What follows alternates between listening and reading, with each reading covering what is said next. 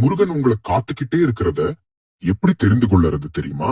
இந்த 5 அறிகுறிகள் நீங்க வாழ்க்கையில உணர்றீங்களானா, முருகன் உங்க பின்னாடியே நின்று உங்களை காப்பாத்திட்டு இருக்கிறாரு. முதல், உங்க வாழ்க்கையில சில பேர்கள் தூரமா போறாங்க. அந்த விலகல் வலி கொடுத்தாலும் அதுக்கு காரணம் முருகன் தான். உங்களை காயப்படுத்துறவங்களை உங்க பாதையிலிருந்து அவர் நீக்கிறாரு. 2வது, திடீர்னு மனசு நிம்மதியா உணர்றீங்க. அதுக்கு எந்த காரணமும் இல்லாம இருந்தாலும் அது முருகன் பிரசன்ஸ். அவர் உங்க மனச தொடர நேரம் அது. 3வது, யாருமே உதவாத இடத்துல ஒரு உதவி தானாக வரும். அந்த உதவி வர்ற நபர் மிக முக்கியம் இல்ல, அந்த நேரத்துல வர்ற அருள் முக்கியம்.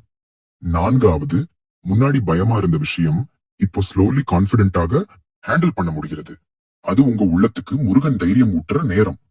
5வது, நீங்க தனியா இருக்கிற நேரத்துல முருகா நினைப்பு தானா வருது. அவர் நினைவாக வரல, அவர் உங்க அருகே வந்து நிற்கிறார். இது 5 அசரீரி அறிகுறிகளும் உங்க வாழ்க்கையில நடந்து கொண்டிருச்சுன்னா நீங்க ஒருவரா இல்ல.